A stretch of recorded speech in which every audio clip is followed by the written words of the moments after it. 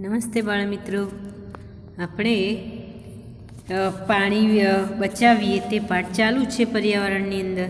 એની અંદર આગળ જે કહ્યું તે તમે કર્યું હશે, નોટોમાં પણ લખ્યું હશે, પુસ્તકની અંદર પણ લખ્યું હશે, બરાબર ને? તો ચાલો હવે આગળ જોઈએ. આગળ છે જો ચિત્રો છે, વિચારો અને કહો. નીચે આપેલા ચિત્રો જુઓ, ચર્ચા કરો. શું આપણે કોઈ એક કામમાં વાપરેલું પાણી કોઈ બીજા હેતુ માટે વાપરી શકીએ છીએ? હા, વાપરી શકાય. હો ભાઈ, પાણીનો તો બચાવ કરવો જ જોઈએ. ખોટે ખોટું પાણી બગાડી દેવાય નહીં. આ ચિત્રની અંદર જુઓ, પહેલું ચિત્ર છે એમાં એક સ્ત્રી કેવો લાંબો રસ્તો દેખાય છે. એની અંદર દૂર દૂર સુધી પાણી ભરવા જતી લાગે. ખાલી બેડા, એના માટલા એક કેડમાં છે અને એક માથા ઉપર છે. એટલે ત્યાં આગળ પાણીની તંગી હોય ત્યારે આ રીતે ઉપાડીને લેવા જવું પડે ને, બરાબર ને? પછી બીજા ચિત્રમાં જુઓ, પાણી બચાવવા માટે આ રીતે દૂર દૂરથી ઉપાડીને લાવતા હોય અને ગમે એમ પાણી વાપરી દેવાય. તો એ પાણીનો ઉપયોગ ફરી ફરી કરવા માટે એ લોકો જો કેવી પદ્ધતિ અપનાવી છે.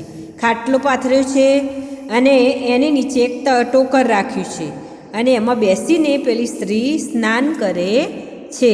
એટલે કે સ્નાન કરેલું પાણી પેલા ટોકરમાં ભેગું થાય, બરાબર ને? એટલે પાણી બચે. પછી ત્રીજા ચિત્રમાં એ જ પાણીનો ઉપયોગ જુઓ. એ સ્ત્રી પોતાના ઘરે પાલતું પશુ હોય ને, ગાયને નવડાવે છે. પોતાના નાયેલા પાણીથી તે ગાયને નવડાવે છે, બરાબર? અને પાછું જો એ પાણી ક્યાં જાય છે? બાજુમાં ફૂલ છોડ વાવેલા છે. એ ગાયને નવડાવેલું પાણી પાછું બગીચામાં જાય છે. તો કેટલા એક જ પાણીનો ઉપયોગ કેટલા ગણો કર્યો એને. પોતે સ્નાન કર્યું, ગાયને સ્નાન કરાવડાવ્યું અને પાછું એ પાણી ફૂલ છોડને પાવા માટે ગયું, બરાબર? તો આ રીતે આપણે પણ વિચારી શકીએ ને કે કઈ કઈ રીતે આપણે પાણી બચાવી શકીએ. આપણા ઘરે શાકભાજી ધારો કે આપણે લાયા અને બરાબર અત્યારે તો હાલ પહેલાં આપણે લાવીને મોટા એક તગારાની અંદર પાણી ભરીને ધોઈએ છીએ, બરાબર ને? તો એ ધોયેલું પાણી જે છે એને ગટરમાં વેડી ન દેતા આપણા ઘરે ફૂલ છોડ તો લગભગ બધાના આજુબાજુ હોય છે, તો એની અંદર આપણે વેડી શકીએ ને. પેલું ચોખ્ખું પાણી ન વેડતો આ પાણી વેડીએ તો પાણીનો બચાવ થાય. પછી બીજું, એ પાણીનું ઘરમાં પોતું કરવા પણ લઈ શકાય. ઘરમાં ના કરીએ તો વરંડામાં કે એ રીતે પણ કરી શકાય, બરાબર ને? તો આ રીતે આપણે વિવિધ રીતો વાપરીને પાણીનો બચાવ કરી શકીએ, બરાબર? તો અહીંયા શું કહે છે નીચે જુઓ, વિવિધ રંગની લીટીથી જોડો. કયું કામ કરવામાં આવે તો પાણી ફરી વપરાશમાં લઈ શકાય? ધારો કે હાથ અને મોઢું ધોયેલું પાણી. આપણે ઘરે જે હાથને મોઢું, આપણે આમ તો ટેવ છે નળ નીચે સીધા વોશ બેઝિનમાં કે એ રીતે કરીએ છીએ, પણ પહેલાંના જમાનાની અંદર તો આપણા ઘરની બહાર બેડા ભરેલા પડ્યા હોય અને ત્યાં આગળ હાથ પગ એક પથ્થરો હોય ત્યાં એના ઉપર ધોતા હોય, તો એનું પાણી આજુબાજુ નીક કરી હોય અને આમ જતું હોય ક્યાંક બગીચામાં કે એ રીતે. પણ આપણે એક ટોકર જેવું રાખીને એની અંદર હાથ પગ ધોઈએ, મોઢું હાથ પગ ધોયેલું પાણી એ રીતે ઘરના 3-4 સભ્યો ધોએ તો પોતું કરવા જેટલું પાણી થઈ જાય ને. તો એનાથી પોતું પણ થાય. પછી એ જ પાણી ઝાડને પણ આપી શકાય. એ જ પાણીનો શૌચાલયમાં પણ ઉપયોગ થઈ શકે. શૌચાલય એટલે આપણું સંડાસ, બરાબર? શૌચ ક્રિયા માટે આપણે જ્યાં જઈએ છીએ તે. એના પછી જો કપડાં ધોયેલું પાણી હોય એને પણ શૌચાલયમાં ઉપયોગ કરી શકાય, પોતું કરવામાં લઈ શકાય. ફળો અને શાકભાજી ધોયેલું પાણી, એને ઝાડને આપણા ઘરની આજુબાજુ ક્યાંય વૃક્ષો હોય તો એને આપી શકાય. પછી પોતું કરવા પણ તેનો ઉપયોગ કરી શકાય. તો આપણા જોડે કલર હોય ને તો એક પાણીનો ઉપયોગ અનેક ઉપયોગો માટે થતો હોય છે, તો આપણે જોડવાનું. જુદા જુદા કલરથી જુદા જુદા ઉપયોગો જોડવાના. બરાબર. હાથ અને મોઢું ધોયેલું પાણી હોય તો પોતું કરવા એક તો પહેલું તો, અને પછી બીજું ઝાડને આપવા પણ થાય. બરાબર. અને શૌચાલયમાં ઉપયોગમાં પણ એ પાણી લેવાતું હોય છે.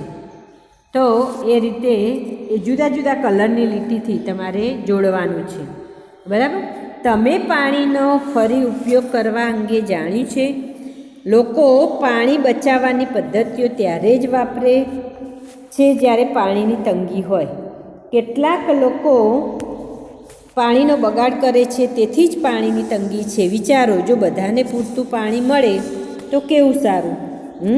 આપણને એકલાને મળે છે એના કરતાં આપણા રાજ્યની અંદર, દેશની અંદર, દુનિયાની અંદર કેટલાય એવા માણસો છે કે એમને પાણી માટે કેટલાય વલખા, કેટલાય પ્રયત્નો કરવા પડે છે. તો એ પાણી મળી રહે એ માટે આપણે જ આજથી જ પાણી બચાવવાનો નિયમ ન કરી શકીએ? બાળકો, કરી શકીએ ને. આપણા ઘરમાં ખોટું પાણી વપરાતું હોય તો આપણે મમ્મી, બેન એ બધાને ટોકી શકીએ, કહી શકીએ કે મમ્મી આ પાણીનો ઉપયોગ આમાં કરને, આ પાણીનો ઉપયોગ આમાં કરને. એ રીતે જુદી જુદી રીતો આપણે પણ શીખવીએ ને એમની પાસેથી પણ શીખીએ. બરાબર ને. તો દરેકને પાણી બચાવવાની જરૂર છે આ દુનિયાની અંદર. જો આવનારા સમયમાં પાણી માટે યુદ્ધો થાય તો નવાઈ પણ નથી. તો પાણીને જો આપણે બચાવીશું તો પર્યાવરણ પણ બચશે અને પાણી આપણને પણ બચાવશે. આપણે વિવિધ વૃક્ષો વાવીએ, પર્યાવરણ બચાવીએ, પાણી બચાવીએ. આ બધું અત્યારે ખૂબ જ જરૂરિયાતનો વિષય બની ગયેલો છે.